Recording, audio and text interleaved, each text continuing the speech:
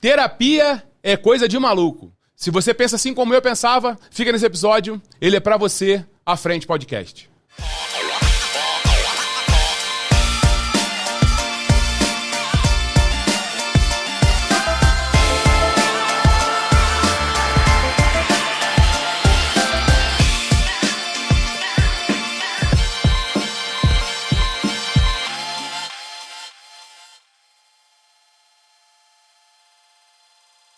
Hoje, no À Frente Podcast, eu tenho a honra de um episódio que eu estava muito, mas muito ansioso para ter esse momento, ter essa conversa com meu amigo, uma pessoa que tem me ajudado muito, Thiago Santana, nosso amigo. Um prazer ter você aqui, meu irmão. Te falar uma coisa, primeiro podcast. Que honra, rapaz, né? Não, dá aqui. Que honra. A borboleta saiu da barriga e veio pro peito, pô. Cara, o prazer muito grande estar aqui. Obrigado pelo convite. Ó, Obrigado você. Manda o que você quiser aí, que eu vou Meu tentando Deus te acompanhar, porque e aí? Vou tentar te acompanhar aí.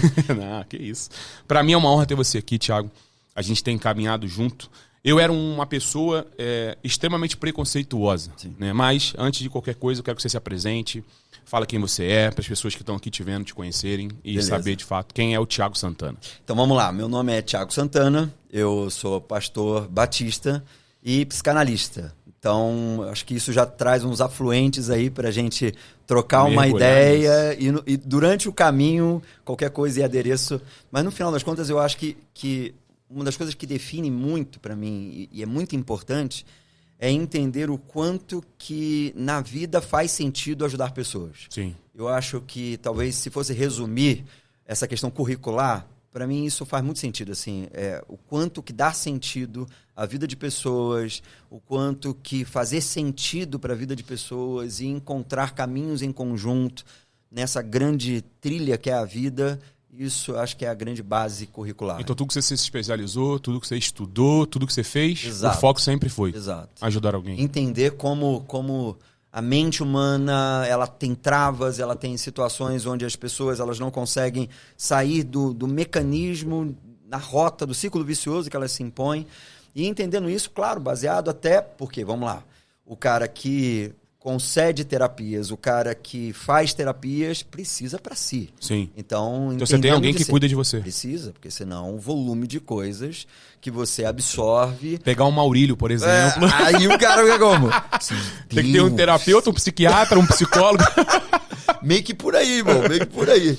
Então você entende que hoje, Thiago, você acredita que no meio do nosso meio cristão, vamos dizer assim, no meio da igreja, Sim. Você acha que é fundamental um líder ele ter pelo menos um conceito, talvez não ter uma formação como você tem, mas ter pelo menos um entendimento mínimo do que é a mente, do que é... porque tem, na Bíblia você vai ter doenças por demônio, Sim. doenças psicossomáticas, você vai ter doenças que são de fato genealógicas, que a pessoa, né, trouxe alguma enfermidade, mas também temos as doenças emocionais. Sim, então sim, você acredita exato. que tem que ser, pelo menos, ter um conhecimento mínimo? Sim. Você acha que potencializa mais uma liderança se ela tem esse conhecimento? Então, Maurílio, eu acredito que o meio religioso ele sempre foi muito fechado dentro de um circuito monolítico discursivo. Assim, vamos lá.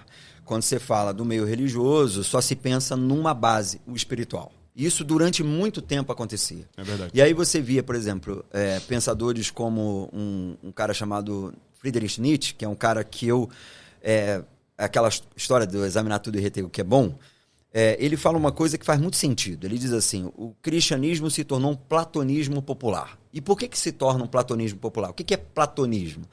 A grosso modo, assim, até no senso popular, no senso comum, platônico é tudo aquilo que vai para o campo das ideias, o idealismo. Então, você fala de um amor platônico, em suma, você fala de um amor que é idealizado, alguma coisa que sai fora dos parâmetros do real. Então, quando ele fala do cristianismo como platonismo popular, ele está colocando para a gente que muitas vezes existe um sequestro, um descolamento e um deslocamento da realidade por uma espiritosfera, uma espiritualização dos processos, o meio religioso e o mecanismo religioso, ele pode tornar pessoas refém de um discurso, de uma narrativa. Sim. Isso é um grande problema. Tudo é espiritual, tudo é espiritual, tudo é espiritual, e nada nada é um comportamento, nada é uma mente, nada. Tudo nada é espiritual. Como você falou, psicossomático, nada é emocional. Né?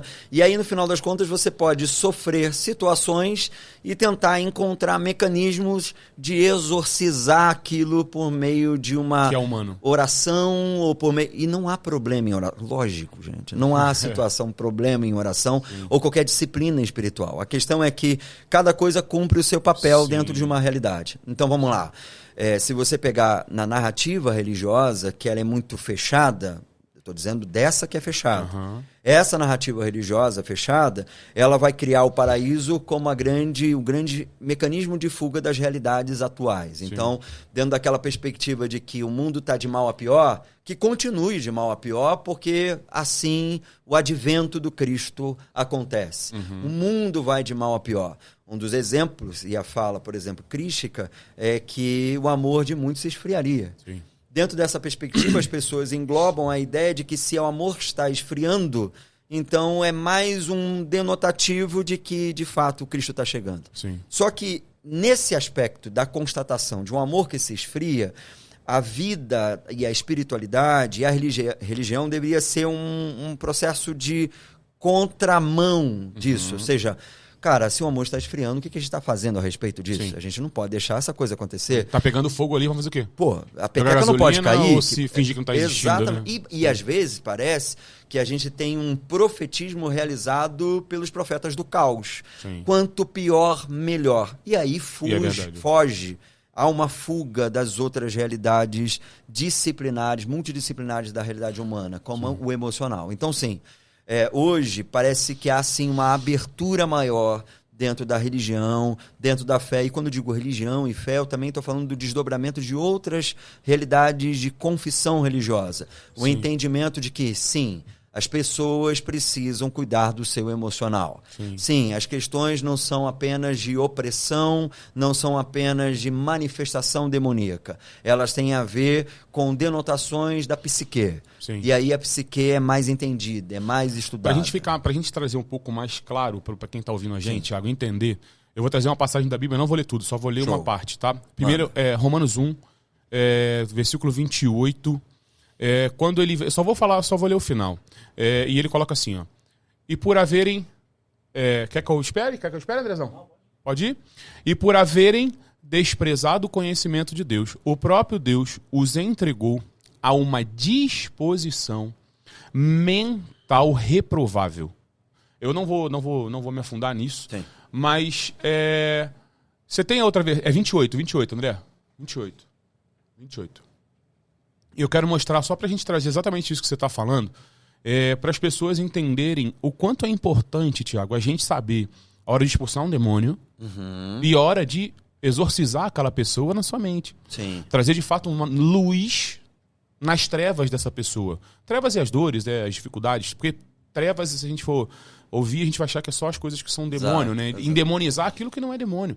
Aquilo que, de fato, é uma coisa que a gente, como ser humano...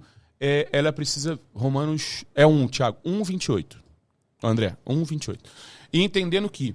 Por que eu falo isso? E eu acho que é interessante você que tem um conhecimento muito maior do que eu falar isso. Olha só, nessa parte aqui do 28 tá assim, ó. Disposição mental reprovável. Sim. Aqui existe uma deformidade, uma distorção de algo que é mental e torna um comportamento. Torna uma atitude. E esse contexto fala exatamente de práticas... praticarem o que não deviam. Sim. Então, aonde que, Thiago, cuidar da mente, trazer luz a essa clareza. Eu era extremamente preconceituoso sobre isso. Eu falava, cara, eu nunca vou fazer isso porque eu não preciso. Eu não sou maluco. Até o dia que eu tava... A gente tem uma relação antes de você ser meu terapeuta, mas nós temos uma relação como igreja antes, né? A gente já se encontrou várias vezes, a gente tinha uma afinidade. Eu até te falei isso na primeira consulta nossa. Foi. O quanto é importante eu saber que você é um homem idôneo, um homem correto e que não vai expor a minha nudez para outras pessoas. E quando eu vi essa postagem no Instagram, eu lembro disso como se fosse hoje. Eu estava passando uma situação muito difícil, você lembra disso? E eu falei, eu não sei como resolver. E eu tinha muito preconceito, falava, não, isso é coisa de maluco, eu vou fazer o quê em terapia? Ficar falando da minha vida pros outros? E até o dia que eu me deparei com uma necessidade minha, na minha mente, e que eu não sabia o que fazer. Não era demônio, não era de fato, uma realidade da minha vida, uma circunstância, onde na minha cabeça eu não conseguia achar, Thiago, nenhuma solução. Sim. E eu vi tua postagem. Você colocou, eu lembro que você colocou assim, ó, marque sua consulta. Aí eu olhei e falei, é isso, vou falar com esse rapaz. E fica claro para quem está ouvindo a gente, é muito importante que você tenha pelo menos uma identificação com aquela pessoa que você vai se cuidar, que ela tenha uma linguagem parecida com a sua. O Thiago é pastor, mas você pode ter uma outra linha, uma outra pessoa que tem uma outra fé. Claro. E fique claro que tem que ter uma identificação. Por quê? Você vai abrir coisas da tua vida, coisas internas, coisas do teu passado, do teu presente, que você não pode abrir para qualquer um de fato. Exato. Tem profissionais, tem muita gente boa. E quando eu vi você, eu falei, é isso, eu preciso ir lá. E aí eu descobri, Thiago, com você, estando com você, o quanto eu precisava disso. Talvez na minha história, eu tenho 37 anos, eu nunca me expus desse jeito. Nem para o meu líder religioso. Sim. Nem para o pastor da minha igreja. Sim. Eu coloquei coisas na mesa, na nossa mesa, que eu nunca falei para ninguém. Situações que eu falei, não, dá para mim fazer. E eu entendi, trocando com você, quero que você fale um pouco disso, como é necessário você ter alguém com o conhecimento que você tem, com a autoridade sobre o assunto, para trazer apenas a clareza. Sim, é de fato. Trazer cura para coisas que estão ali dentro da gente. Sim. Conscientes, inconscientemente. E antes de você falar disso, Thiago, explica para quem está ouvindo a gente qual é a diferença do psicanalista, do psicólogo e do psiquiatra, que eu tenho certeza que isso é uma dúvida de muitas pessoas. Beleza, então vamos lá. Vou começar pelo psiquiatra. Beleza. É o único dessas autoridades aí, vamos falar dessa maneira, única dessas profissões que de fato pode fazer indicação de fármacos, de remédio. Então, a pessoa pode às vezes procurar um psicólogo ou um psicanalista dizendo assim, eu estou precisando de um remédio. Não vai funcionar. Não há autorização. É o psiquiatra que faz isso.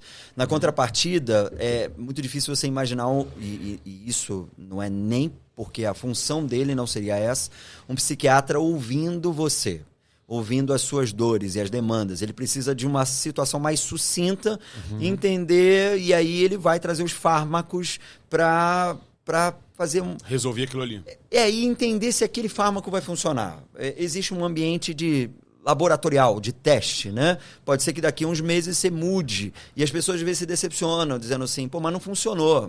Uma semana. Não é assim também. Então, ou seja... Eu quero resolver hoje o que está há 30 anos. Exato. E o camarada tomando o remédio, entendendo que talvez aquilo dali funcionaria como o Dorflex funciona para dor de cabeça. Sim. Não é o mesmo processo e não vai funcionar da mesma forma. Então, o psiquiatra, ele tem essa relação medicamentosa. Psicólogo, ele tem vários desdobramentos. A formação do psicólogo pode ser, e ele pode enveredar pelo caminho da psicanálise. Mas não, tem psicólogo que ele é TCC, que é das abordagens mais comuns entre os psicólogos. Tem o psicólogo da fenomenologia, ou seja, ele pode fazer outros desdobramentos dentro da área. O psicólogo, ele tem essa amplitude. O psicanalista, ele é refém da psicanálise. E quando eu digo refém, não é que, de fato, ele vai rezar de uma maneira não pensada as relações que Freud e que Lacan faz. É porque... Que são a trilha, a referência. Exato, da psicanálise. Começa com Freud, Jung também é um dos caras que tem essa boa contribuição, depois há um distanciamento entre ambos, e aí, anos depois, vem Lacan, um médico francês, que ele vai fazer diversos seminários, mais de 20 seminários que transformaram em livro, cada seminário dele, e trazer esse conteúdo da psicanálise. Freud, claro, é o primeiro. E ele escreve absurdamente, também mais de 20 volumes. Meio... por aí. É meio difícil talvez fazer essa comparação, mas não sim. pela personagem, mas pela prática. Mas sim, ele é o cara que abre o caminho. Exato. Claro, foi muito criticado à época. A psicanálise, ela não teve uma aceitação.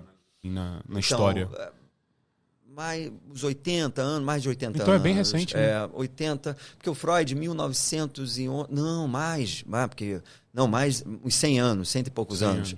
Muito novo, por aí. né? Mas é recente. Dependendo disso, é recente. É recente. Então, assim, mas ele abre portas até para a psicologia no campo do atendimento. Então, ou seja, o Freud é um cara de abertura de campos. Foi extremamente criticado à época dele, até porque é um método extremamente novo. Ele, logo no comecinho... À frente do tempo, com certeza. Sim. Ele começa fazendo... análise a partir da hipnose, e que depois ele se distancia da hipnose, e ele tem um camarada que junto dele, é bom comentar, chamado um médico, até mais velho do que ele, chamado Joseph Breuer, que esse camarada, ele tem uma paciente, e que essa paciente, por exemplo, é dela que vem a ideia da cura pela fala. Ela fala sobre isso, ela consegue falar e começar a jogar essas pulsões, aquilo que está ali entulhado dentro dela. Então a psicanálise ela tem, a partir disso, um desdobramento de ouvir. Eu preciso ouvir, a cura vem pela fala, deixa o indivíduo falar. Sim. E aí vem uma grande questão... E de fato, que isso é muito... Na prática, Tiago, isso esse é o princípio, mas Sim. Na prática, vou falar de mim, na prática, como isso faz sentido, né, cara? Total. Você conseguir colocar para fora e eu acho que, e vou entrar nisso, tem como, Tiago, você explicou os 3. Sim. Quais são as ações, pela fala, alinhar e associar a psicanálise com a fé. Que há possibilidade. Você acredita que isso converge ou diverge? Não, então, é interessante porque já me fizeram essa pergunta, porque Freud, ele é assumidamente ateu. Ele tem um livro chamado Futuro da Ilusão, de uma Ilusão, onde ele fala sobre a religião e as pessoas falam assim, não, tá vendo? Ele está criticando a religião. Ele entende a religião como um mecanismo ilusório. Sim, mas ele fala de que o ser humano é um ser de ilusões. Então... depende da fábrica que você tem. Você pode ter uma fábrica ilusória diferente, distinta um do outro. E aí a pessoa fala assim, pô, mas como relacionar isso pela fé? Então vamos lá. Se você pegar o próprio Cristo, ele vai dizer pra gente que a boca fala aquilo que está cheio o coração quando ele diz que é do coração que vem as coisas... exatamente. As coisas boas ou nocivas, enquanto as pessoas estão olhando o mal, que é o mal superficial, e não entendem o mal pela raiz. Vamos pensar que ninguém nasce e não acorda um dia com um desejo aleatório de matar alguém. Aquilo é o desdobramento de coisas emanadas dentro dele, de raiva, de mágoa. Por isso, o próprio Cristo, no Sermão da Montanha, vai dizer que se você disser ao teu irmão, raca louco, você já matou o seu irmão. Sim. Então, ele está dizendo que o aspecto preventivo do entendimento de uma mágoa retida, que faz você lançar uma palavra sobre alguém, ele pode sim se tornar uma faca e um tiro daqui a pouco. Lança uma palavra sobre alguém, ela diz muito mais sobre o que você vê e como é a tua vida do que sobre, de fato, aquela outra pessoa. Quando você julga alguém, condena alguém, quando você lança palavras, isso tem a ver com o que está dentro de você. É isso aí. E não, de fato, o que você está vendo da outra pessoa. E é bom pensar nisso, Maurício, porque no final das contas, aquilo que mais me incomoda no outro é aquilo que o outro revela de mim e eu não gosto de me enxergar. Sim. E isso é um fato. Não, calma. Fala de novo. Foi mal. Às vezes eu... Não. Eu acelero. Não, só fala essa frase com mais calma. Então, pega essa pra você que fica falando das pessoas. Então, aquilo que mais me incomoda no outro é aquilo que o outro revela de mim e eu não gosto de me enxergar naquela pessoa. Então, assim, você vê discursos vorazes, juízes que estão ali togados, né? Se togam, pessoas com o dedo em riste. Se você se toma e se propõe nessas figuras, ou você percebe figuras assim, aquilo diz muito sobre aquela pessoa. Aquilo diz muito sobre os desejos que estão reprimidos dentro dela. Ou coisas que elas fazem. E aí é muito interessante pensar que a adúltera ela é um grande ponto a se perceber que ecoa até os dias de hoje. As pedras que as pessoas queriam lançar sobre a adúltera, e Jesus dizia para eles, e disse para eles, atire a primeira pedra quem não tem pecado. Ele está dizendo para eles o seguinte, assim, então essa pedra, ela é a pedra que você lança sobre o outro, porque lançar o holofote sobre o outro, você desfoca de você. Então é muito mais fácil você pegar, e aí que está a grande questão, da pedrinha, do pedregulho à pedra mor. Quanto maior a pedra, mais aquele pecado diz sobre você, mais aquele erro diz sobre você, mais aquilo que o outro fez ou faz diz sobre você. Então, a capacidade de potencializar determinadas coisas, e aí a análise vem muito disso, a ideia do desejo reprimido, das situações que eu vou reprimindo, dos sentimentos que eu vou reprimindo, tudo aquilo que é reprimido eu preciso lançar fora de algum jeito. Pode ser na pedra, pode ser no físico, pode ser com uma palavra desproporcional a um evento, porque às vezes você fica chateado pra caramba, grita com alguma pessoa, mas tudo aquilo que é demais revela algo que é de menos dentro de você. Nesse contexto da mulher adúltera, para as pessoas entenderem o que a gente está falando, é o seguinte. É como se fosse assim, ó. Todo mundo, Thiago, sempre tem uma pedra, um apontamento para tratar de um pecado que foi exposto. Sim. Qual é a diferença da mulher adúltera para todo mundo que está com a pedra na mão para atacar nessa pessoa? É porque nenhum deles foi exposto. Exato. Se fosse ao contrário, um deles que estava na roda fosse para o lugar da mulher adulta e a adúltera estivesse do lado de fora, ela iria apedrejá-lo. Porque nós temos o senso de justiça própria. Sim. Então nós usamos a nossa justiça, dizendo assim, ó, eu posso condenar você, até que o meu não seja exposto. Exato. E aí quando Jesus fala, quem não tem pecado, ele faz o quê? Ele expõe todos, não o pecado, mas a consciência. Exato. Fala, você não tem erro. Exato. Então nós talvez vivemos dessa forma continuamente na nossa vida, dizendo assim, ó, fulano errou. Ele é isso, ele é aquilo, ele sentencia. Quando Jesus traz a verdade para ele dizer assim, mas todo mundo... E o único que poderia atacar aquela pedra, o único que poderia sentenciá-la era o próprio Cristo, e ele diz, não. Ele perdoa ela, transmite para ela, transfere para ela aquilo que ele é. E aí vem do que você está falando. Aquilo que nós somos, nós transferimos para alguém. Seja em palavra, seja em atitude, seja em qualquer coisa.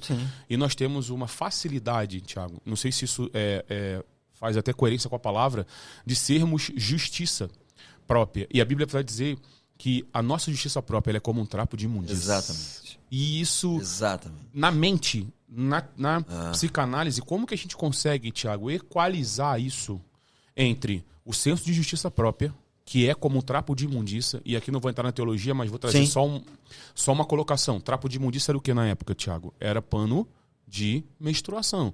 Era algo muito impuro. Né? Pra época era muito impuro, exatamente. Então tá dizendo o seguinte, o que você pensa sobre algo ou sobre alguém, se for para sentenciá-lo, é como trapo de imundícia, porque o nosso crivo, principalmente a gente que tem uma posição de liderança, num lugar a nossa justiça é feita com a justiça de Deus e não com a nossa. E como, Thiago, conseguir na vida, para que a gente falou sobre isso até ontem na nossa terapia, como conseguir usar na psicanálise o nosso senso de justiça própria para viver em paz, em meio ao caos, e não nos tornarmos juízes e sentenciadores das pessoas. Porque a gente faz isso desde a queda. Exato. Fazemos isso desde a queda, né? Como usar essa ferramenta que você tem maravilhosamente, que você usa com muita sabedoria, que é a psicanálise, dentro da fé, para que nós, dentro do nosso meio cristão, mas também na vida. Como não me tornar um juiz de alguém baseado na minha dor, baseado na minha ótica. Como você acredita que você pode trazer clareza para quem está ouvindo a gente com relação assim, cara, você tem dores? Como que você vai julgar o outro?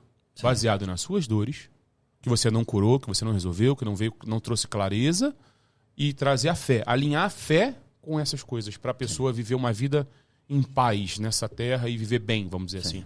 A ideia de consciência é muito importante para isso que você está falando. E aí a palavra diz, não vos conformeis com esse mundo, mas transformai-vos pela renovação da vossa mente, para dizer que isso é um ato contínuo. Não acontece no evento do batismo, não acontece no evento simbólico do levantar a mão e se converter.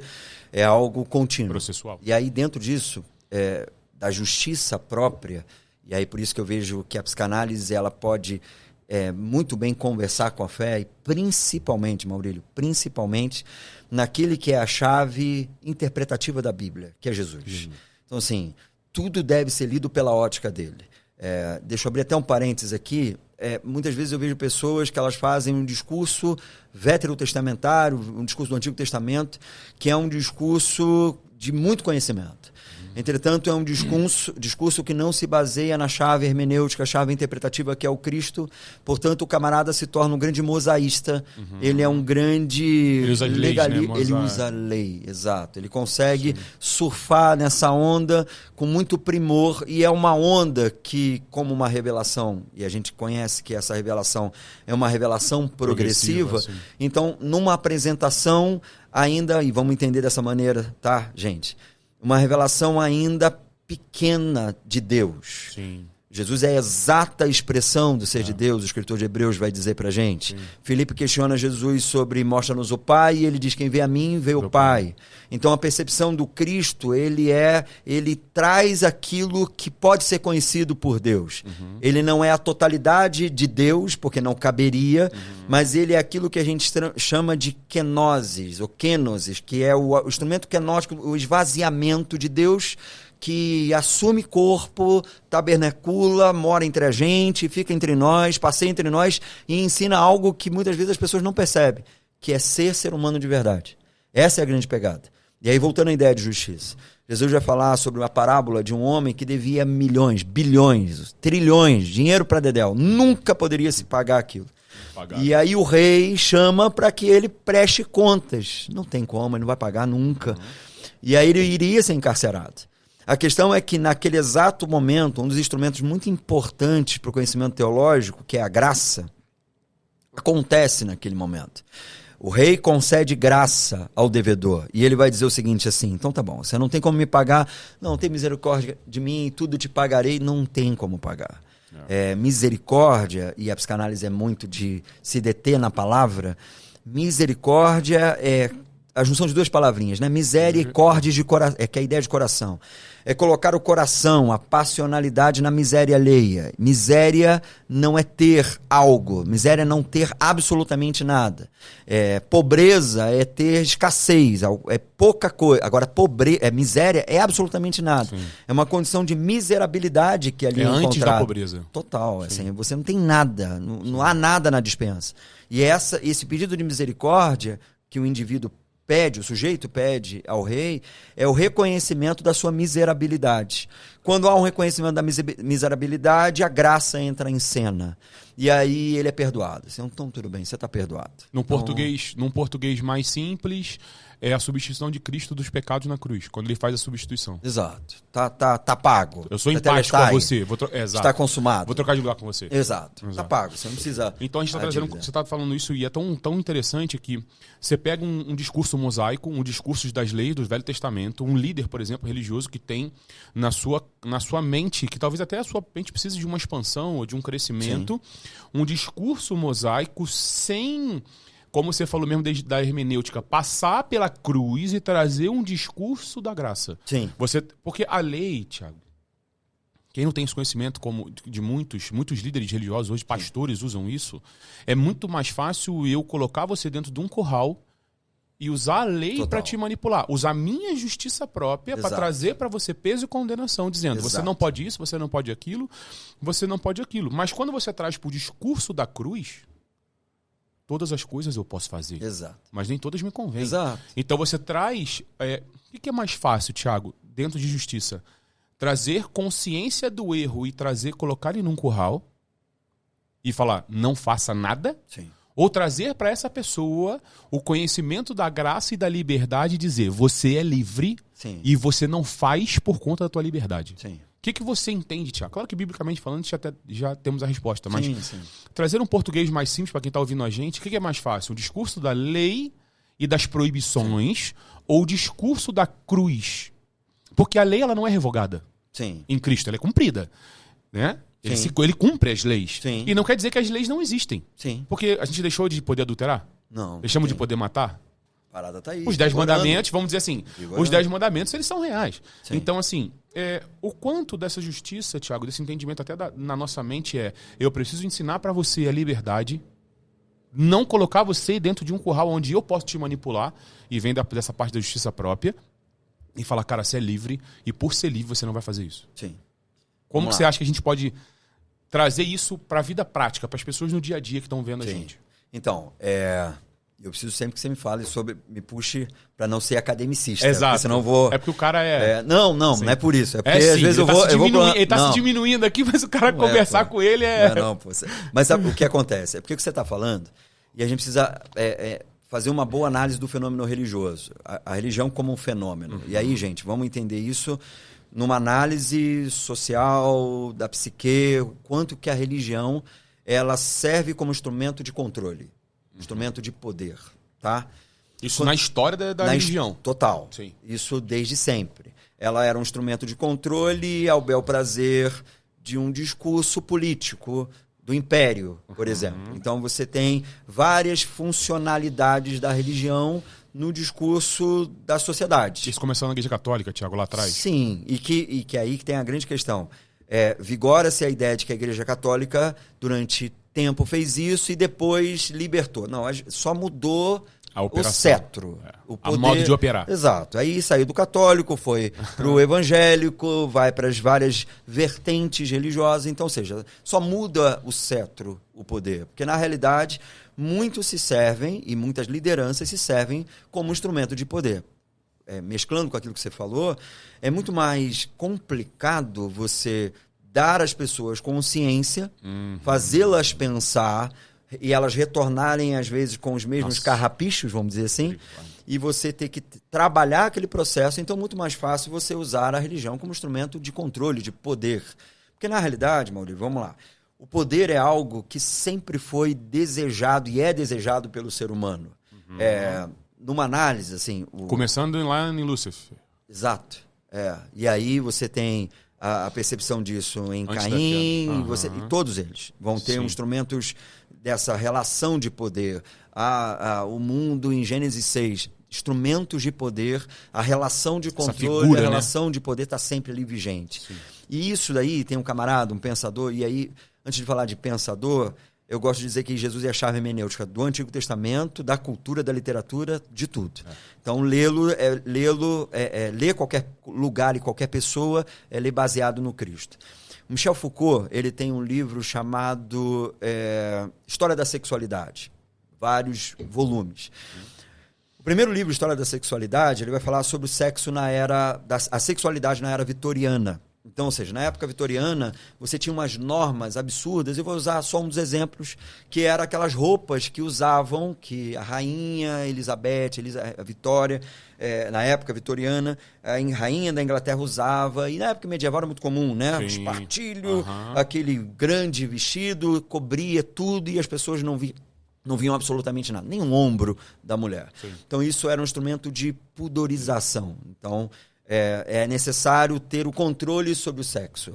O sexo sempre foi visto como, e aí não tem essa história, sempre foi visto como um pecado maior. Sempre tudo referenciado ao sexo é um grande problema. Então você tolera o fofoqueiro, mas você não vai tolerar o cara que é adúltero. Ou o cara que, na fornicação, por exemplo. Mesmo a Bíblia dizendo que o pecado que é o mesmo. Ou seja, a realidade da graça, voltando a ela, que é um termo muito necessário, que não pode virar graça barata, como o Dietrich Bonhoeffer fala, que é uma graça sem compromisso, mas a graça, ela iguala todo mundo. Ela coloca todo mundo no mesmo patamar. Você se acha bonzão? Não, você não é bonzão. Você se acha o último biscoitinho do pacote? Eu nunca errei, eu sempre faço tudo certo. Então vamos conversar, porque talvez você tenha uma imagem, uma projeção idealizada de si, aí vem a análise, e você não é de fato quem você é. Você só tem uma projeção idealizada de si mesmo. Voltando à perspectiva.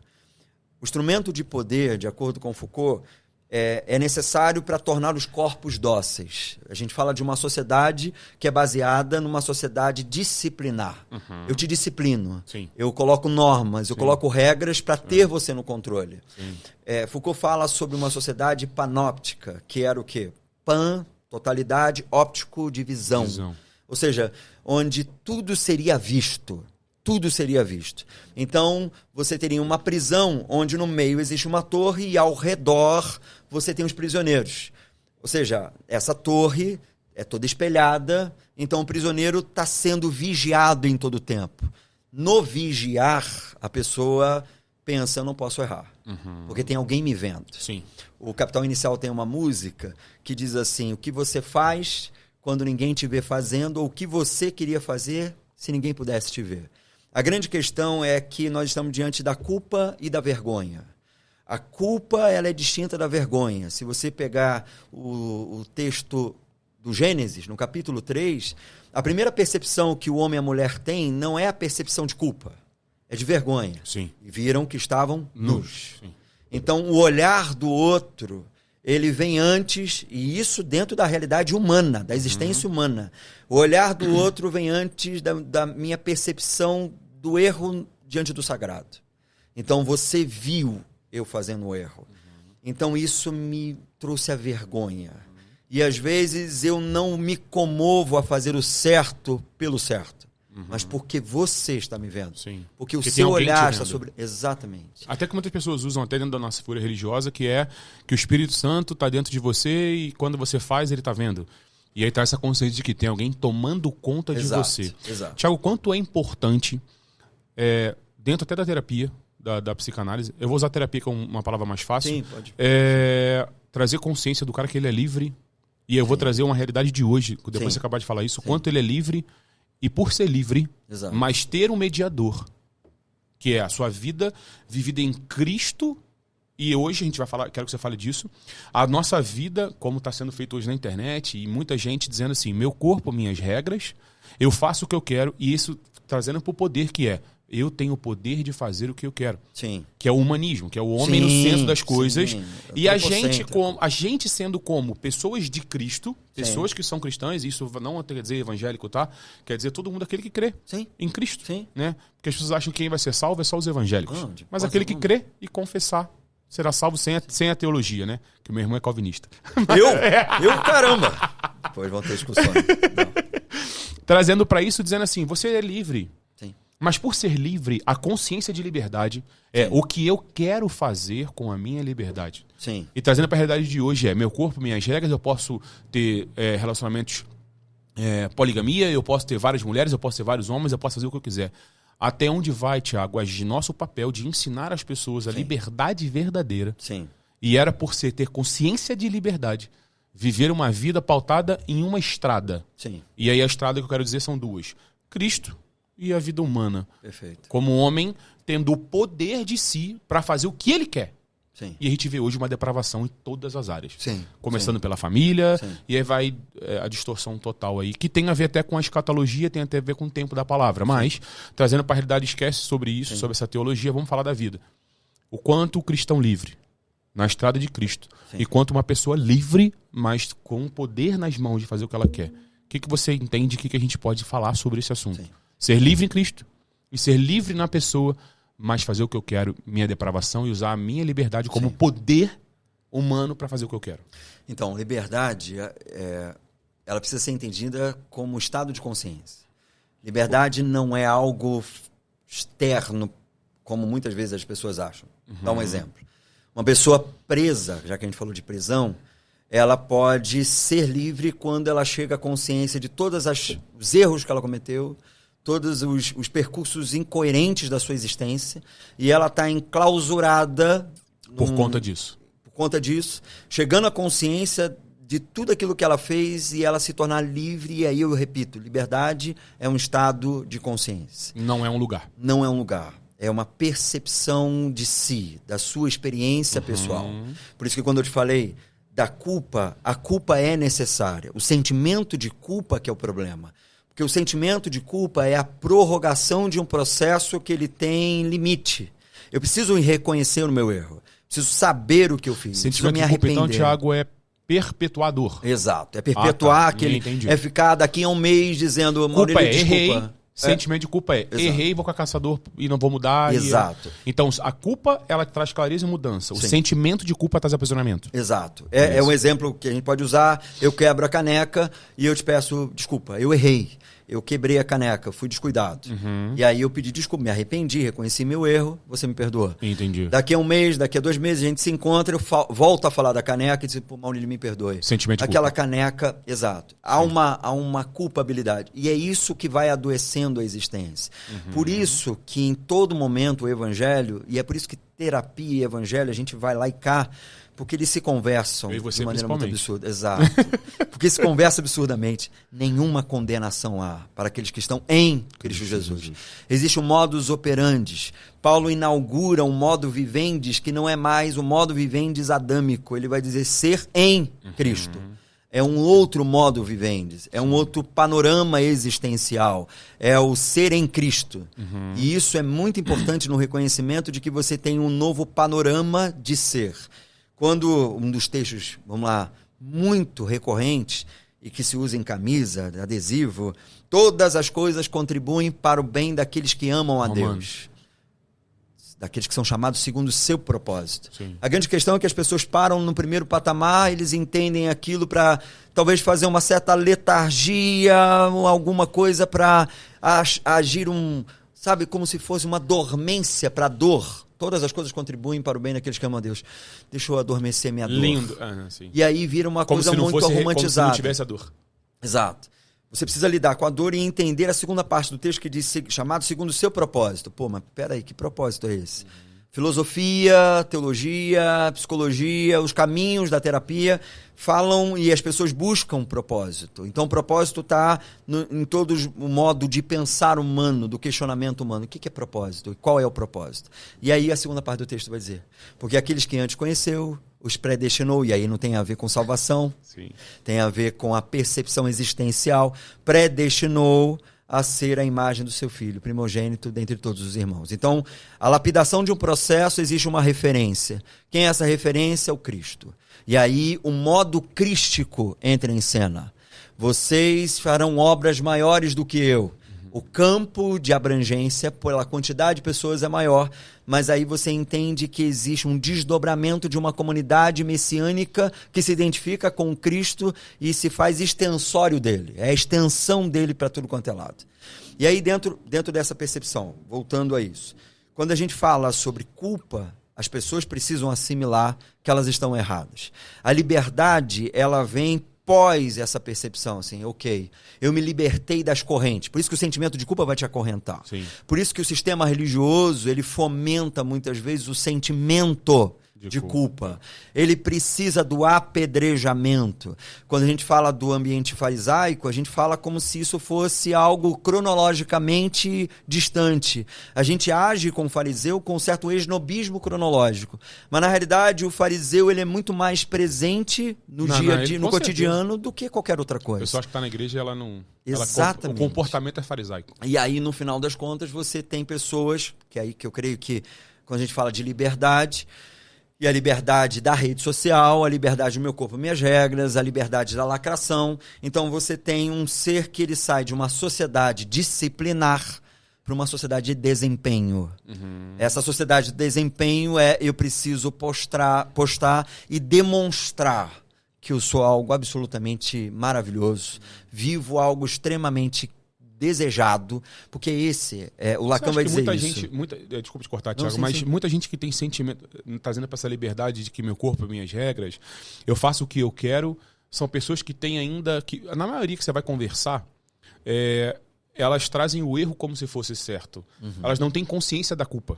Sim. Não têm o mínimo de consciência da culpa e se titulam livres desse sentimento de culpa, porém, estão aprisionadas em si. Exato. Porque na maioria são dores, pessoas que são cheias de problemas e querem dizer que o que elas estão vivendo, elas são livres porque estão vivendo daquela forma. Sim. Mas, na verdade, a gente trazendo até para a psicanálise, tirando um pouco da fé, vamos dizer assim, se a gente pode fazer isso, dizer assim, não, você continua preso.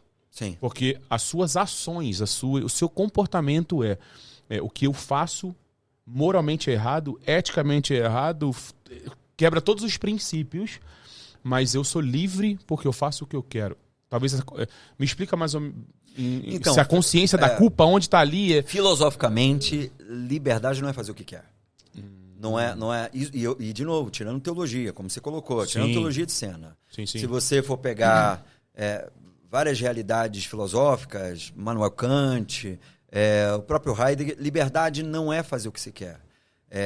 E aí, por exemplo, se fosse num ambiente Sartre, liberdade é fazer o que se pode. No ambiente mais restritivo da filosofia, é entender que liberdade é fazer o que não se quer. É o que não quer. E aí que está a grande questão. Porque a liberdade que faz o que quer, ela está na mão de uma existência fluida. Vamos imaginar as águas e a corrente de águas. Então, liberdade é fazer o que você quer, você pegar o caiaque e você ir na direção que a água lhe é favorável. Sim. Então, beleza. Agora, a consciência, a liberdade como consciência, por isso que é libertador imaginar e perceber isso, é você ir na contramão de determinados estigmas, paradigmas, modelos. É você... E não é o cara que é crítico pela crítica, porque você não vira criticista.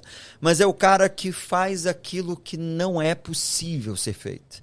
Aquilo que é a grande tentativa eu preciso melhorar e me lapidar, e o processo lapidador não é favorável. Eu não posso ir pela corrente. Michelangelo, uma vez perguntado de como... ele fez aquele, por exemplo, o Davi de Michelangelo, que é lindo, mármore de Carrara, né? Sim. Coisa linda de se ver. E aí ele vai dizer, não... O que eu faço ali, quando eu estou esculpindo, é libertar do mármore aquilo que ele já tem potencialmente capacidade de demonstração, de fazer. Então, ou seja, a libertação, ela tem... E aí que está a grande questão. Se um mármore falasse, você perguntaria para ele como é ser lapidado. Ele diria, dói absurdamente. Claro. É algo de dor lacinante, não é algo fácil. A Bíblia diz isso. E é aí que está a grande questão.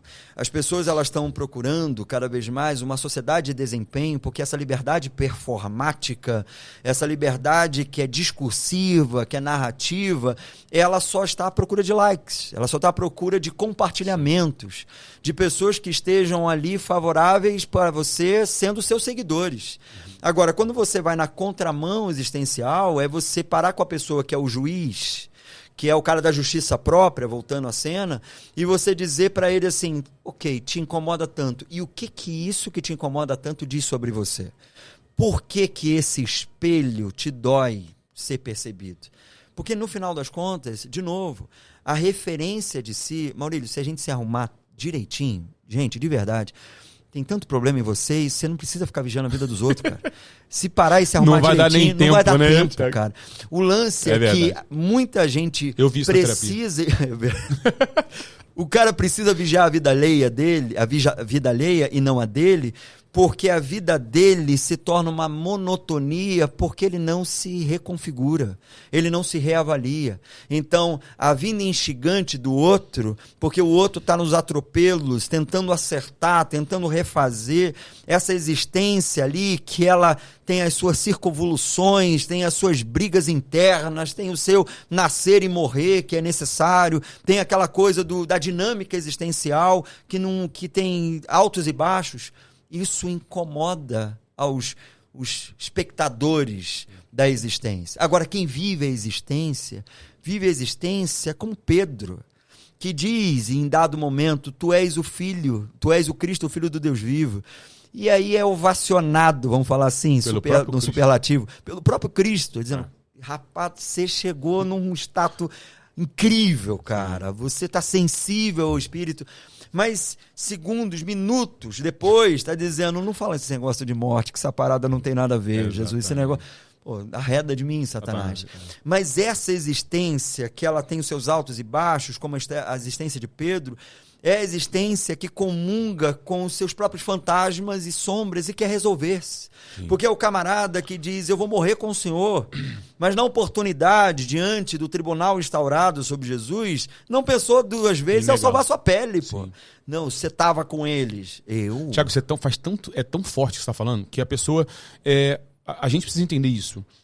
Principalmente a gente como líder religioso, né? E até onde vai... A liberdade de alguém que meu corpo, minhas regras e o que é pra mim é pior, não é você ser livre e fazer o que você quer com você.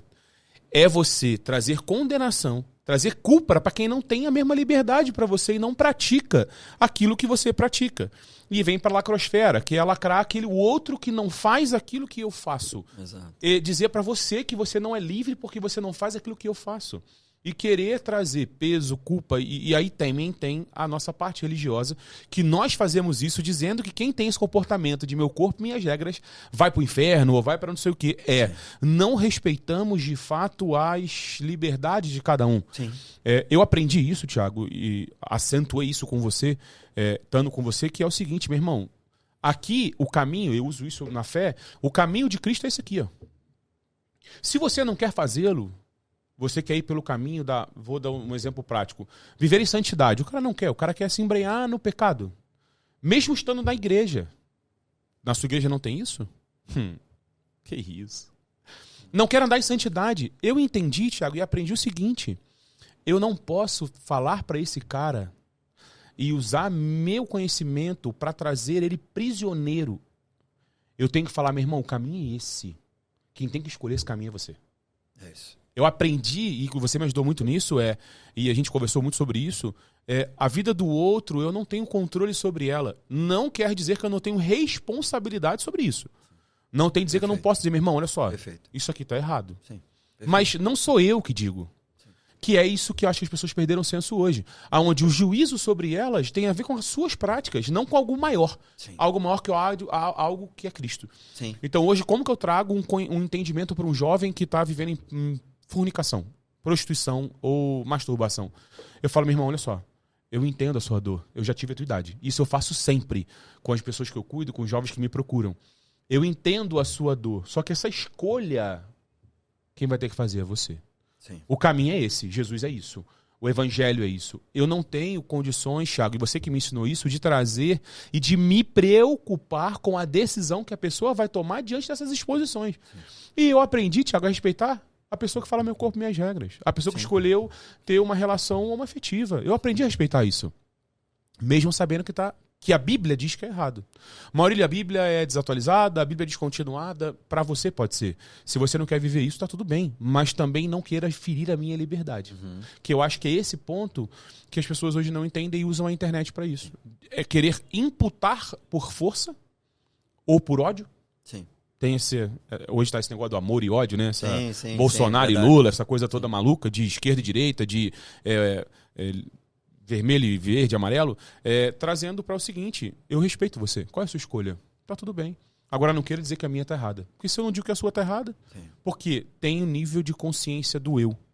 O meu senso de justiça hoje, ele é muito mais voltado, e a minha frase para 2025, a gente está no início do ano, nesse processo todo que eu tive com você eu vou viver a minha vida.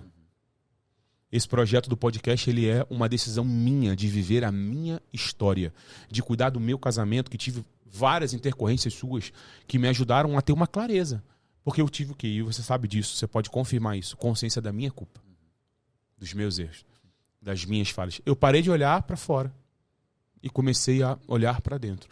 Isso me trouxe tanta clareza para mim de que quando eu vou conversar com alguém que tem erros, que tem falhas, eu consigo compreendê-lo e não tratá-lo como Moisés, tratá-lo como Cristo. Sim. Exato. Não trazer as leis dos mandamentos e trazer, meu irmão, olha só, o caminho não é esse, mas eu te entendo, pô. Exato. E eu uso muito isso, a frase, eu entendo você. Sim. Porque, de fato, se eu não entendê-lo, eu estou dizendo assim, eu sou maior do que você. Eu sou o próprio Cristo. E eu, como líder religioso, como uma pessoa, pai, marido, como eu entendi isso? Você falou para mim assim, Maurílio, você errou isso com a tua esposa. E eu olhei e falei, meu Deus do céu, não é possível. Eu não errei, eu não erro. Aí você fala, não. A consciência, e o que me trouxe muita liberdade, Thiago, hoje, liberdade de fato, é saber que eu também tenho as minhas, eu tenho que trazer, respeitar a decisão das pessoas. E não querer enfiar a goela abaixo, em nome de Deus, em nome da religião, em nome da igreja, em nome da fé, uma verdade que quem tem que decidir sobre ela é você. Sim. É o que a gente conversou ontem. Consciência da minha liberdade Paulo está na prisão, mas ele continua livre. Sim, exato. E é isso aí. E aí quando você fala de santidade, é muito próprio, às vezes, essa santidade beirar a insanidade. Porque, vamos lá, se você pegar no primeiro século, e o comportamento... Não, no primeiro século, o comportamento judaico, e Jesus combate isso, lógico, é que o leproso... E a mulher do fluxo de sangue também é uma correspondência a isso, mas vamos pegar o leproso, ele precisava ficar distante da realidade social. Ele não poderia, ele seria um impuro. Sim. Então a realidade do impuro distanciava ele de qualquer tipo de convívio. E é aí que está a grande questão. Quando Jesus ele quebra esse protocolo dessa santidade insana, porque impureza e pureza. Quando eu falo de santidade, eu estou falando de pureza. Sim. Então, se aquele cara é impuro, então ele não é santo. Agora, quando Jesus se aproxima dele, e aí eu vou falar devagar, porque pode ser o trocadilho pode atrapalhar, mas quando Jesus se aproxima, ele sendo puro, se aproxima do impuro, ele prova que não é a impureza que contamina o puro. É a pureza que absorve o impuro e acolhe aquela existência que é quando totalmente ele vai lá fora no marginalizada. cara que tá aqui é leproso, ele vai lá e mostra pra ele assim, ó. A santidade é sana e ela Não, traz fala- sanidade. A Calma aí, santidade traz vou pedir pra ele falar sanidade. isso de novo. Devagarzinho, vou tentar. Olha só o que ele tá falando. Aham. E eu prego sobre isso, mas nunca tive essa visão que você tá falando pra mim, isso é novo. É dizer que o impuro, ele não precisa do seu juízo pra ser puro. Ele precisa da sua santidade, Exato. da sua pureza. É a santidade. Vai de novo, fala Então, sobre assim, isso de você pensa que o impuro, e era o texto É real, judaico, é, né? sim, Era a é, perspectiva judaica. Que o impuro, se o puro tocasse, se tornaria impuro. Era assim. Jesus, o puro, chega próximo do impuro, provando que quando o impuro está próximo do puro, não é o puro que se torna impuro, mas é o impuro que se torna puro pela acolhida do amor, que é aí que está a grande questão. Eu acho que a santidade, se ela for conjugada fora do amor, ela não consegue viver a efeito- existência saudável. Ser eficaz, né? Vamos dizer assim. Vamos pensar numa coisa, Maurílio, e aí pensando na proporção coerente. Se Deus nos recebe na sua santidade, não sobrava ninguém. Pô, Ele mesmo disse isso. extinguiria, galera.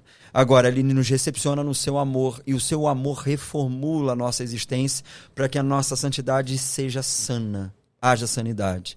Então, eu ouso dizer, e aí eu gosto sempre de lembrar dessa maneira, de que aquele leproso não precisava nem ser limpo.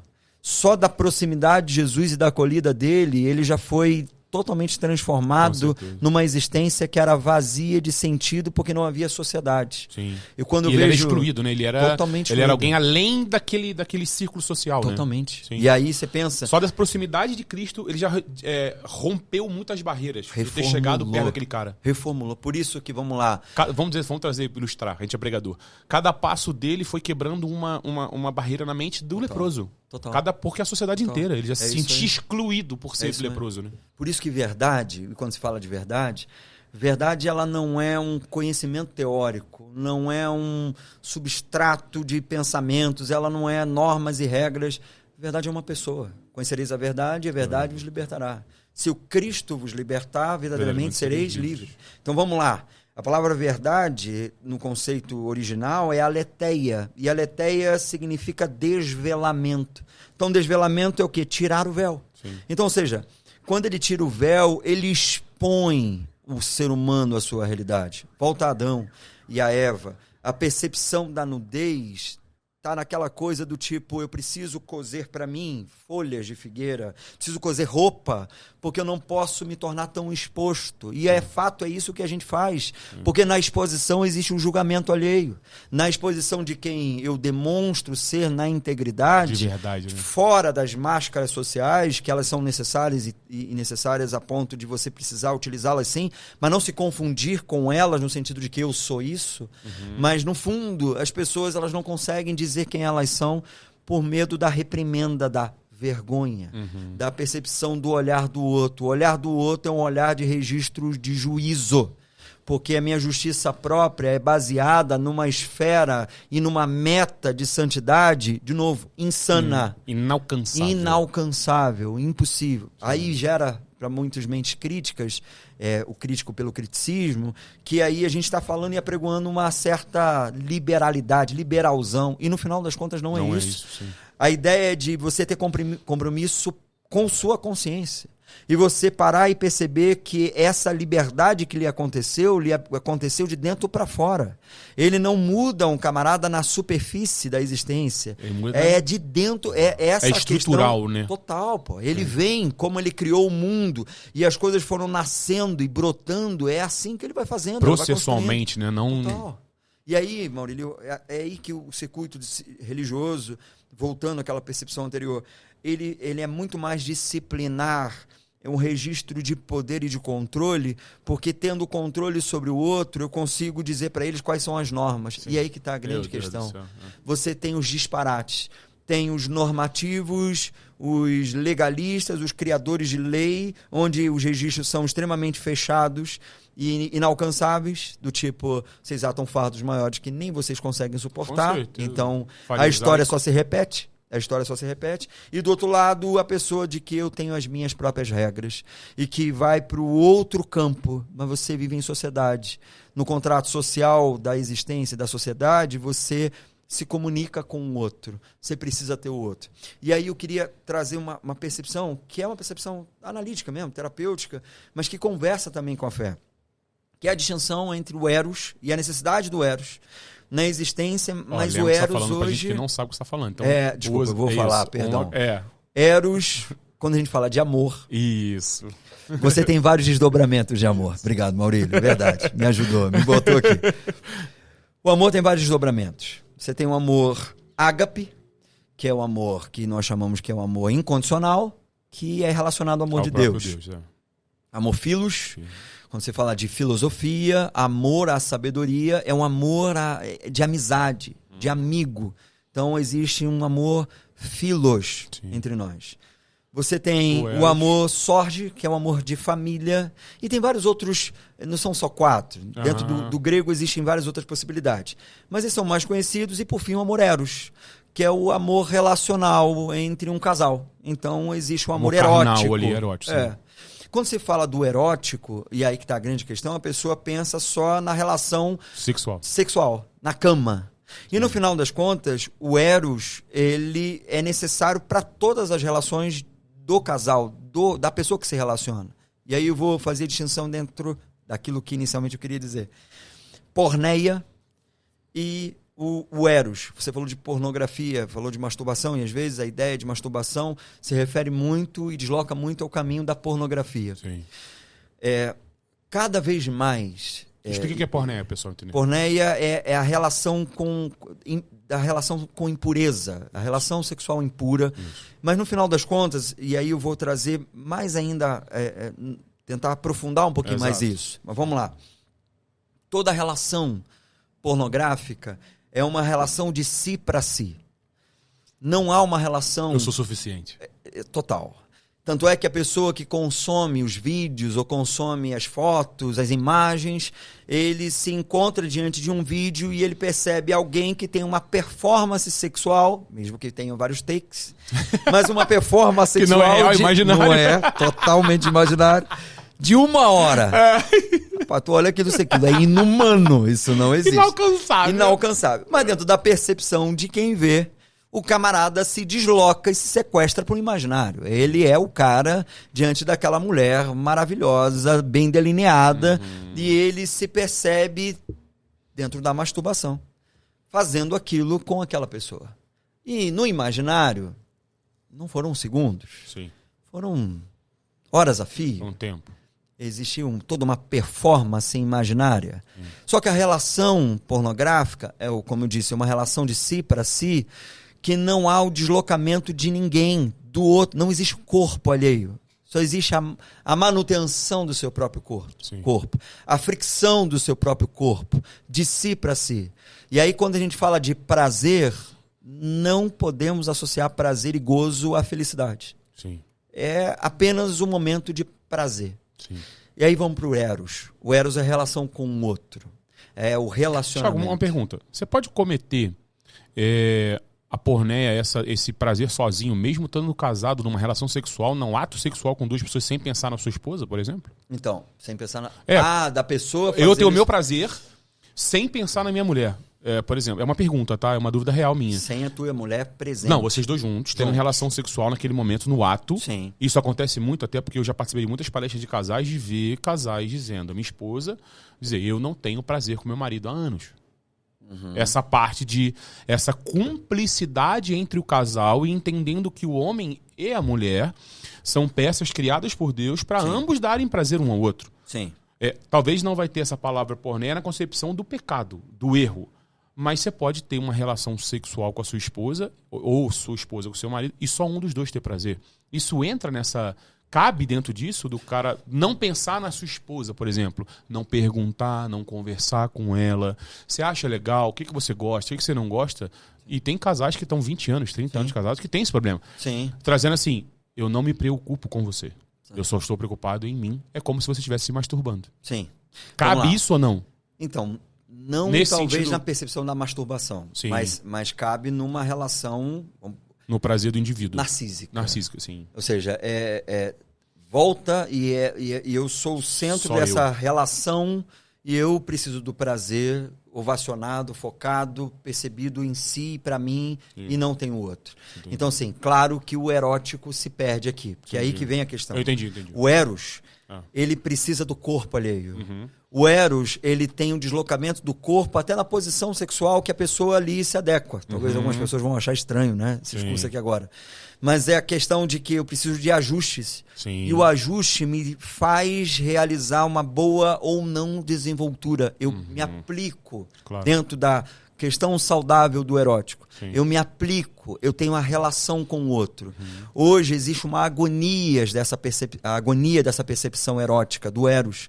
Porque as pessoas elas querem saciar a si mesmo. Cada vez mais. Então, o grande problema da pornografia nem é religioso. O grande problema da pornografia é uma relação onde eu, querendo saciar a si mesmo, numa percepção extremamente narcísica, completamente pensando e se recepcionando a mim mesmo, eu não tenho o corpo do outro e eu não quero o corpo do outro. E quando me relaciono com o corpo do outro, não provoco prazer e muitas vezes nem sinto tanto o prazer. Sim. Porque a minha realidade comigo mesmo é aquelas de segundos, aquela que o meu imaginário me sequestra, ela é muito melhor. E aí a gente está vivendo cada vez mais uma sociedade de tela, onde o outro não é mais chamado à cena.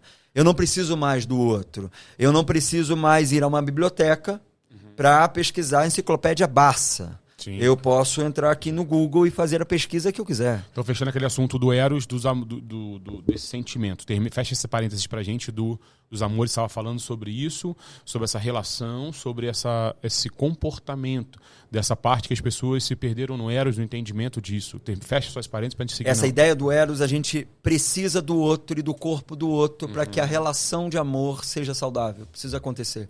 A relação com o outro e os desajustes de uma relação sexual onde não funcionou tão bem, ela de fato me faz me aventurar e me desafiar para que eu consiga conquistar novos territórios naquilo que se chama amor. O amor, segundo Lacan, às vezes, e isso fica bonito no francês, porque l'amour é mur, ou seja, o amor é muro. E talvez seja uma percepção desconexa, porque para muita gente o melhor seria dizer amor é ponte, não é muro. É, claro. Mas às vezes o amor se torna muro porque o outro, para mim, é a projeção idealizada daquilo que eu tenho. O outro não é o outro. O outro é aquilo que eu anseio, que eu desejo. É como o Caetano diz na música Sampa, Narciso acha feio o que não é espelho. Eu quero o outro porque o outro se parece comigo. Então você não quer o outro, você se quer no outro. Sim. Você ama o outro porque o outro faz o que você quer. Você ama o outro porque o outro gosta do que você gosta. Então você não gosta do outro, você não ama o outro. Você ama se enxergar no outro. Então você se ama no outro. O outro como corpo diferente, o outro como necessidades distintas, o outro me faz aplicar o que de fato o amor é. O amor é o exercício da diferença. Hoje existe cada vez mais, e por isso que existe essa agonia do Eros, existe um culto ao igual. Todo mundo quer fazer tudo igual. As igrejas são iguais, as percepções são iguais, os modelos são iguais. É como se dissesse, funciona, é pragmático, é utilitarista, funciona, só que aí você está falando de sujeitos que são distintos. Pessoas que... É não respeitar a individualidade e ir porque funciona. Total. Por isso que discipulado é distante da realidade hoje e as pessoas se preferem muito se promover a palestrantes. Atrás de um palanque, de um público, de um púlpito, seja o que for, porque esse ombro a ombro, esse olho no olho, não é feito. Essa fé é baseada em Cristo? Exato.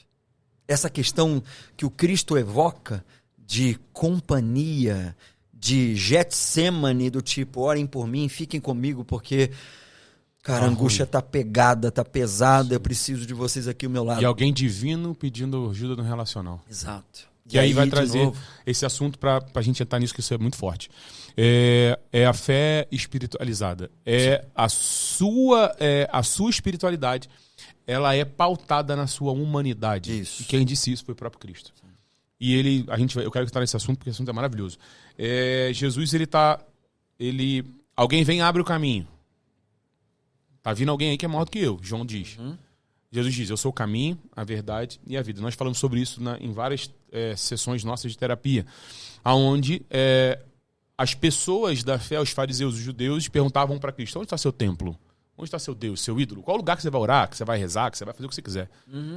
E ele tem uma rupção, ele quebra esse ambiente religioso baseado na parede, naquela estrutura ali, e traz a fé, traz o sobrenatural, traz o divino, traz o poder para as relações humanas. Sim. Para o relacionamento com as pessoas. Inclusive, eu te fiz perguntas sobre isso. Como ser alguém de Cristo. Trazendo para aquele assunto de volta, aonde tem um leproso naquele lugar, aonde o santo Cristo, o todo-poderoso, ele se diminui, se rebaixa, mas ele vai ao encontro de quem precisa da sua santidade, daquilo que é puro, daquilo que é correto, daquilo que é o próprio Senhor. E, Tiago, como dizer que eu tenho uma fé, que eu sou um homem de Deus, que eu carrego algo, se o meu relacionamento ele só é pautado e baseado dentro da igreja? Sim. Eu não sou essa pessoa entre o santo Cristo que vai ao encontro do leproso no meu trabalho, na minha vida pessoal, na minha humanidade.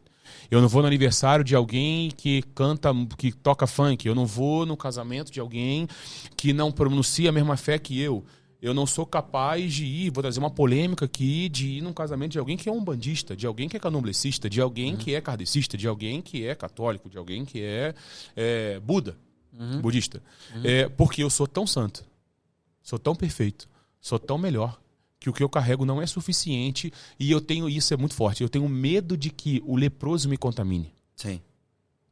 Isso tem a ver com falta de conhecimento, de autoconhecimento ou de conhecimento do próprio Cristo com relação à tua vida, Tiago. E hoje nós vivemos uma fé, um sobrenatural romantizado. Sim. Dentro da igreja. Sim. E esquecemos de que o próprio Cristo estabeleceu na sua vida na terra um evangelho fora da estrutura e fora das religiões. Sim. Ele vem trazer uma nova Sim. religião. Tanto que o apóstolo Paulo fala, ele derrubou o muro entre judeu e gentio. Ele cria uma coisa só. Não é evangélico, não é católico, não é nada. É Cristo. Sim. E as suas práticas, a sua atitude, que o povo de Deus precisa entender isso hoje, é que o que você carrega é muito maior do que o que o mundo carrega. Mas eu não vou me relacionar com o mundo. Não vou viver na terra. Vou dizer que então eu só sou santo se eu estiver no meio dos santos. O apóstolo Paulo vai dizer, quando ele estabelece os 5 ministérios, ele está dizendo assim, para que haja aperfeiçoamento do corpo, estabelecido esses 5 ministérios, para que haja aperfeiçoamento do corpo, para que haja crescimento. Mas para quê? Para manifestar fora. Sim. Não para envaidecer dentro. Exato. Não para criar a igreja da parede preta, do púlpito de inox, do LED, para que elas sejam as melhores. Porque a melhor igreja não é aquela que tem uma estrutura maior, é aquela que manifesta o Cristo fora dela. Essa é a melhor igreja. Exato. E esses são os anônimos, que a gente sempre conversa sobre isso. Sim. Esse ninguém vai ver, ninguém vai conhecer, que esse cara está dentro de uma empresa, está dentro de um lugar, manifestando o reino de Deus.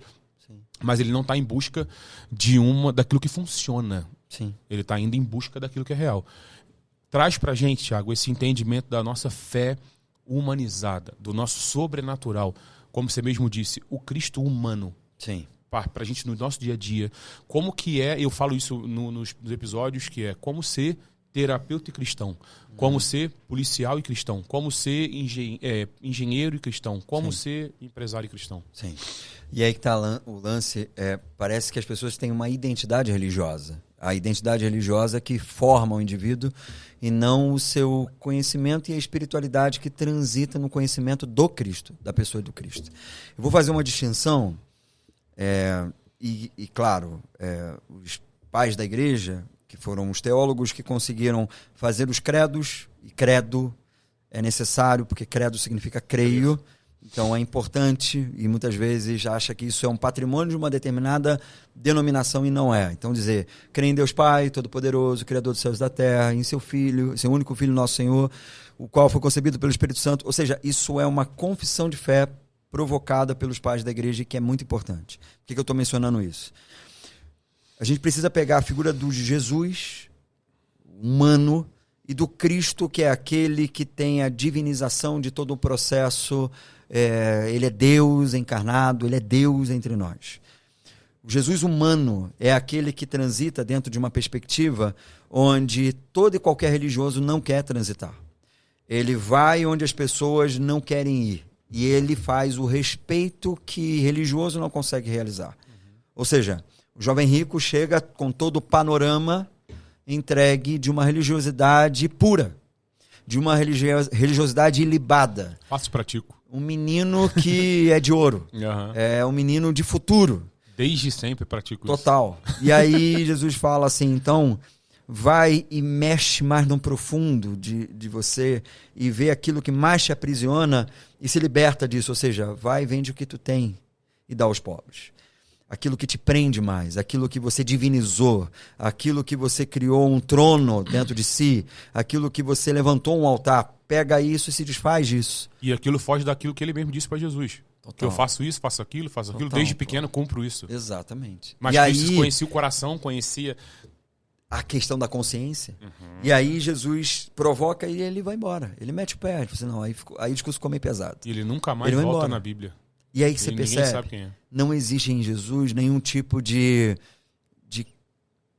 acorrentamento do indivíduo. Vem cá, vamos conversar melhor. Não, é o respeito da liberdade alheia. E aí, vamos lá. Ele respeita a humanidade até dos que estão ali com ele, né? Ele respeita a humanidade porque ele se propõe ser humano em toda a potência que o humano lhe provoca. Ele revela o divino não humano. Total. A percepção é que só se é humano, só se é tão divino pela humanidade que ele expressa. Essa espiritualidade velada dizendo que é mais santo, que é melhor, que a minha oração é mais poderosa. Exato. Isso é aquilo trazendo para assim, eu sou melhor do que você. Eu não sou humano como você. Tem um pensador que diz, toda criança quer ser homem, todo homem quer ser rei, todo rei quer ser Deus e só Deus se fez criança, se fez humano de verdade. Ou seja, ele está num caminho distinto desses instrumentos de poder. Maurílio, pensa, quando Jesus é julgado, os poderes se reúnem. O poder militar, o poder que é o poder político, com Herodes e Pilatos, o poder religioso, com a figura dos sacerdotes religiosos ali na frente, e o poder popular. Todo o tribunal da terra todos eles se reúnem. No mesmo lugar. Então aí que está a grande questão. Aqueles que exercem poder julgaram aquele que tem poder. Exato. E aquele que tem poder se permite viver a experiência desse esvaziamento dessa realidade. E aí que está a grande questão. Por que é importante? Os que estão no poder julgam quem de fato tem poder. Exato. E o único que tem poder é Cristo. Exato. E ele fala isso na cruz. Se eu quisesse, todos vocês seriam dizimados. Todo poder me foi dado, nos céus e na terra. E a pegada é essa. E aí você pensa, quando o Paulo escreve um dos cânticos mais lindos, que é o Cântico de Filipenses, tende em vocês o mesmo sentimento, a mesma mente, o mesmo pensamento que houve em Cristo Jesus, que sendo em forma de Deus, não usurpou o ser igual a Deus, mas a si mesmo se esvaziou, assumindo a forma de servo, tornando-se semelhante a homem, foi obediente até a morte de cruz. A percepção desse estado de humilhação, que a teologia chama, mostra que, de fato, Deus poderia, grosso modo, ele poderia ter mandado uma corda e puxado o ser humano. Ele preferiu se esvaziar, descer e ensinar a gente a subir essa montanha para chegar no objetivo. Ou seja, ele se igualou nos processos para se irmanar com as nossas dores e com as nossas dificuldades. Sei que é possível, né? Exato. Ele sente fome. Fome, sede. Perfeito. Ele sente as mesmas necessidades para poder acompanhar o ser humano nas suas necessidades. Foi tentado no poder. Exatamente. Foi tentado em tudo? Em tudo. E aí o escritor de Hebreus, nós temos diante de nós não qualquer sumo sacerdote, mas aquele que não teve pecado. Tentado em todas as áreas. Mas que compreende todas as nossas realidades. Jesus foi tentado do homossexualismo?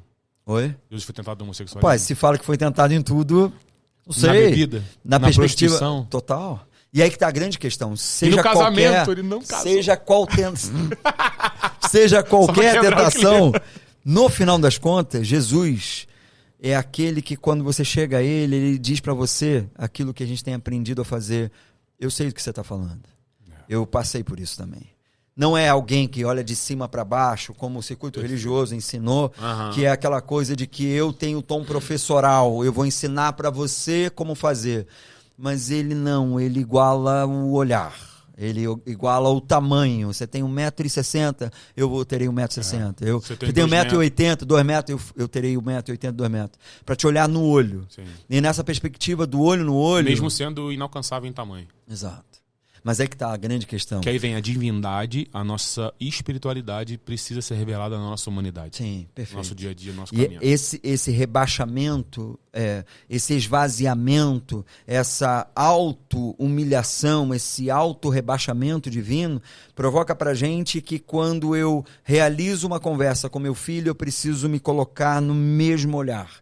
Quando eu converso com alguém que não tem conhecimentos terapêuticos ou teológicos que fosse, eu preciso me colocar no mesmo olhar. Sim. E sobre esse mesmo olhar, e aí que está a grande questão, o outro e a necessidade do outro. O outro é necessário para a construção de mim mesmo, da minha própria pessoa. Se não existe o outro, não existe a construção de si. Existe a autodivinização do meu próprio processo. Existe a construção de que eu sou melhor. A construção de que eu sei e você não sabe. De que eu faço e você não faz. E aí vem pra gente trazer uma bomba pra cá. Que eu gosto, você sabe que eu te falei que ia trazer um negócio. Exatamente o que você tá falando. Trazendo para os líderes agora, para pastores, pra gente que tá nesse lugar, pra gente que tá nessa posição. Pessoas que usam da autoridade sem revelar a sua humanidade para trazer juízo sobre as pessoas e dizer, eu sou melhor. Até uma conversa que eu tive com você disse, não, tem pastores que chegam no altar, prega, traz uma palavra pesada para aquele povo, sai do altar como se ele não tivesse nenhum tipo de erro, porque é melhor se manter como divino do que como humano. Porque o Cristo, quando se manteve humano, e a gente conversou sobre isso, é levado para cruz. Sim. E os Herodes, os líderes, eles estão lá, meu irmão. Sim. Intocáveis. Sim. Então, Thiago, hoje, como você vê hoje a igreja, na sua liderança, hoje, o que funciona melhor? Eu ser divino, eu ser alguém muito espiritual, que é intocável, ou ser alguém de fato humano? O que é melhor palativamente, o que é tatilmente no nosso meio hoje? O gospel, essa coisa toda, tem a ver com essa humanidade da nossa espiritualidade. Como que você entende isso? As pessoas, o povo vê como um pastor que é humano ou um pastor que é divino, que é tão mais próximo de Deus como o sumo sacerdote da Igreja Católica, que antigamente falava, você tem que confessar para mim e eu vou te dar a sentença. Eu não sei, eu não estou falando mal, mas não pode um líder religioso, um sumo sacerdote, dizer para mim quantos Pai Nosso e quantos Ave Maria eu tenho que orar. É como se ele fosse o juiz da minha vida. E tem alguém ali que é tão pecador quanto eu. Tão ruim na sua humanidade quanto eu. O quanto isso hoje, Thiago, no nosso meio, líderes se prevalecem nessa posição. Sim. E usam dessa autoridade para dizer, eu sou mais do que você. Eu estou mais perto de Deus do que você. Então, é bom e tem dar uns dois passos. E tem a ver com o Narciso. E é bom dar 2 passos, 3 passos atrás no seguinte sentido. Essa divinização não é provocada só pelo líder. Ela é requerida pelo povo. Então o personagem é construído também pela população. Quando chega para o povo, você escolhe um líder.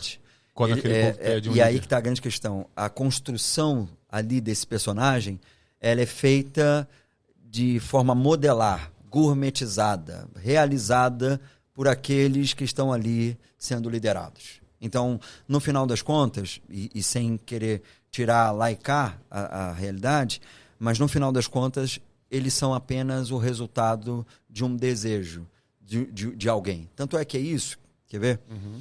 Muitas vezes a gente vê pessoas que não conseguem o tal grau de santidade, de pureza, mas elas querem projetar isso em alguém. E provavelmente projetam isso numa liderança. E aí quando aquela liderança, ela, de alguma maneira, ela decepciona eles naquele quesito, aquela pessoa fica extremamente arrasada. Uhum. Arrasada ao ponto de fato, falar demasiadamente sobre o assunto também. Nesse caso, vive-se, e aí de novo, uma realidade espiritual por projeção. Eu não consigo ser o que eu desejaria espiritualmente. mas projeta em você o meu desejo. E aí você povo, tem né? que ser, exatamente. Você tem que ser assim. Você tem que ser, cumprir toda essa regrinha. Eu não consigo, mas você necessita ser. Você tem que ser. Por isso que o juízo sobre pastores é muito maior. Total. E aí você tem que cumprir esse papel. E aí, no final das contas, se ele é desumano, não importa. Então, eu acho que é aquela coisa, não tem como puxar só para um lado da história. Nós temos pessoas que se produzem nos púlpitos, mas essas pessoas, muitas vezes, são subproduto de uma produção, de um desejo projetado pelos liderados, pelo povo que está ali. E eu me lembro... Se eu não consigo, o projeto é em você, minha expectativa. Eu me lembro que uma vez, eu não vou falar quem, mas isso é um vídeo de YouTube antigo, um líder de uma igreja muito grande chegou para os seus pastores e disse assim: o povo quer ver na gente o super-homem. Ele precisa ver na gente o super-homem, aquele que vai enfrentar o demônio, aquele que vai exorcizar o demônio, aqueles que são fortes o suficientes. Exato. Essa projeção não é uma projeção fabricada apenas por um endereço. Não são apenas os líderes que assim provocam, é o desejo de alguém. E esse desejo é uma projeção, eu desejo isso, veio em você. Por isso, de novo, cada um se cuidando e se processando no seu próprio circuito, gera para si que você tem demandas que você está projetando em alguém, seja idealização, seja dos defeitos, seja nos seus julgamentos, que diz sobre você. Então, de novo, volte para você, olhe para você. Vamos lembrar de Caim e Abel. Quando Caim estava à beira de cometer o homicídio, Deus chega para ele e diz assim: Caim, o pecado está diante de ti. Cumpre a você dominá-lo. Se você proceder bem, você não será aceito.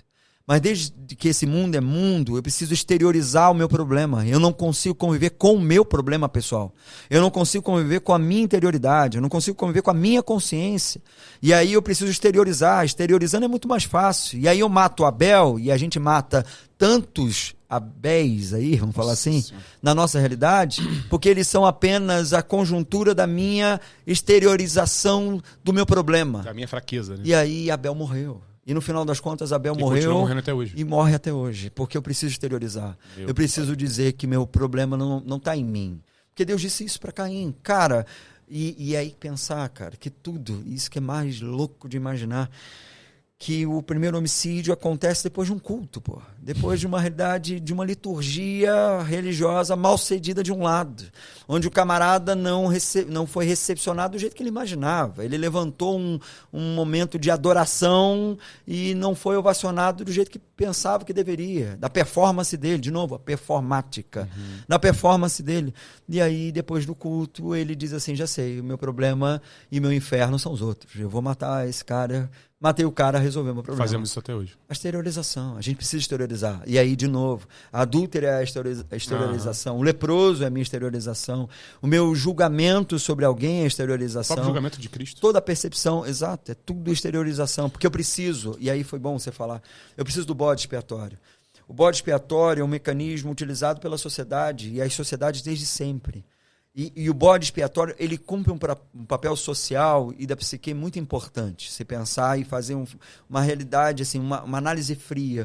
Porque toda vez que você elege um errado na história, mesmo que de maneira injusta, você transmite para aquele errado, ou para aquele bode expiatório, não apenas o erro sinalizado, mas todos os erros de uma comunidade. Porque o bode expiatório servia disso.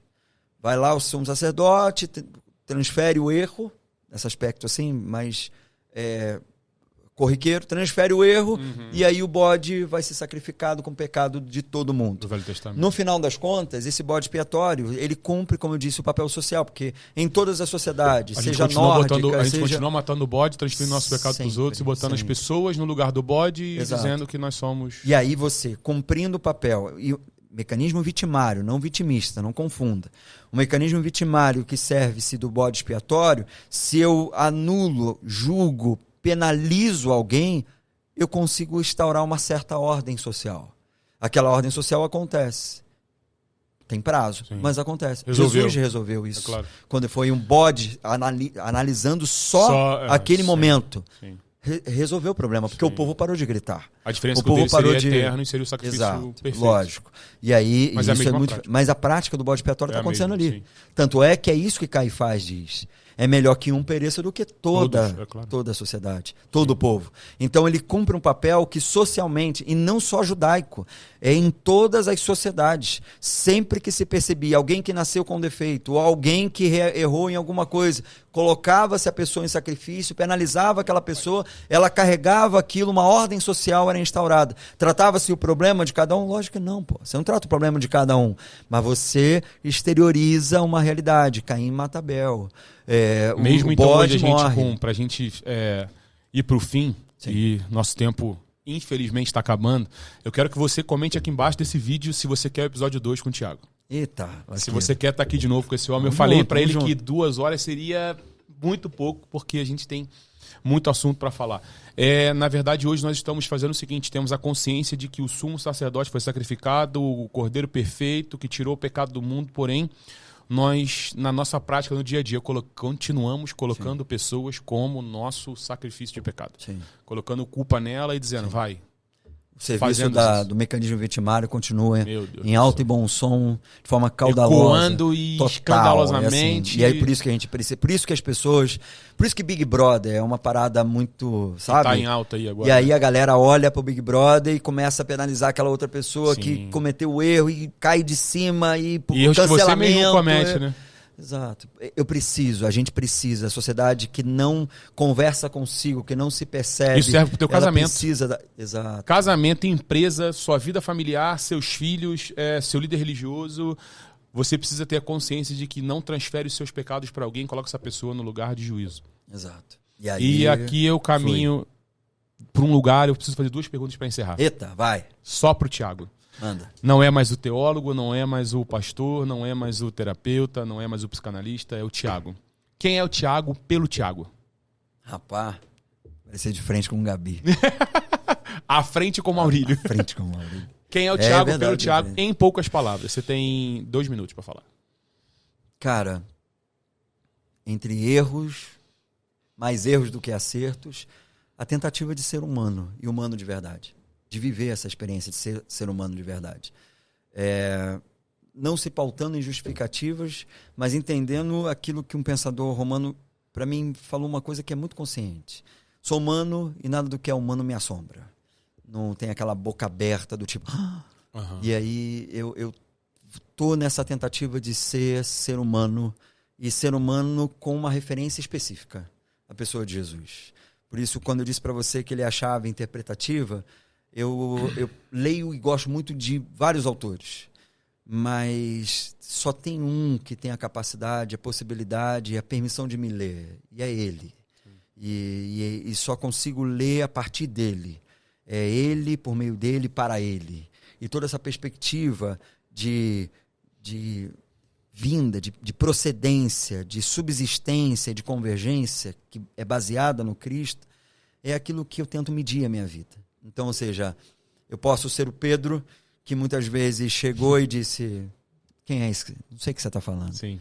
Mas estou sempre à espera de ativar de uma relação, onde como lá em João ele reflete, e dizendo, Pedro, não é o pecado que define. Sim. O que nos define é aquilo que de fato a gente vive de verdade, a nossa relação, nós dois. E Jesus... antes de dizer, tu me amas, perguntar e questionar, ele realiza uma segunda pesca milagrosa. E aquilo dali não é qualquer coisa. Aquilo dali ativa em Pedro uma memória emocional muito importante. O primeiro encontro de Pedro com Jesus, de fato, foi numa pesca milagrosa. Sim. E aí Jesus lembra Pedro assim, Pedro, a história não se define por aquilo. A história se define por onde tudo começou. Onde o nosso coração se aqueceu um pelo outro. E aí que é bonito pensar um Deus relacional. Não é só o nosso coração que aquece por ele. O coração dele se aquece pela gente. Deus amou o mundo de tal maneira. E esse amar o mundo de tal maneira fez ele ter essa experiência de 1,60m, 1,30m, 1,80m, 2 metros, para olhar no olho. E essa cumplicidade do amor traz a percepção de não de justificativas de erros, mas de entendimento de que, errado como somos, o erro não define a nossa trajetória. Sim. Ele é aquele que nos instaurou a perspectiva diária de que em Cristo somos nova criatura e as coisas velhas se passam e tudo se fez novo. Isso não tem a ver com um momento estacionário. É diário, é constante. Então, eu estou nessa perspectiva de me encontrar cada vez mais humano. Esse na perspectiva é o do Thiago Cristo. pelo Thiago. E a última pergunta. E essa, não sei pra você, pra mim é uma das perguntas que mais difícil de responder. No dia do seu velório, Thiago, do seu sepultamento, naquele dia em que você não vai estar mais ali, mas existirão pessoas à sua volta. O que o Thiago Santana quer deixar para as pessoas que conheceram, que tiveram acesso? O que você quer que, Thiago, as pessoas na sua lápide, elas lembrem de você? O que você quer deixar nessa terra como marco, como para os seus amigos, familiares, quem você teve a possibilidade de tocar? O que o Thiago quer deixar nessa terra como legado? Que minha existência fez sentido. Seja para alguém ou da maneira que for. Em qual área? Sentido. Qualquer área. Entendi. Eu não quero me estabelecer numa realidade só. Porque senão aí eu seria refém dessa. Sim. Mas que alguém pudesse dizer assim, fez sentido para mim. Fez sentido a palavra, fez sentido o movimento, fez sentido aquela ação, fez sentido. E ele fez sentido, de alguma maneira. Seja colaborou com proporção. algo na minha vida. Exato. Sim.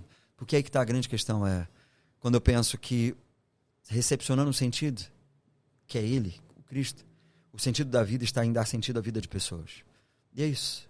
Quando você começa a entender que é dar sentido à vida de pessoas, e é entender aquilo que Maria Rita, na música Encontros e Despedidas, também fala.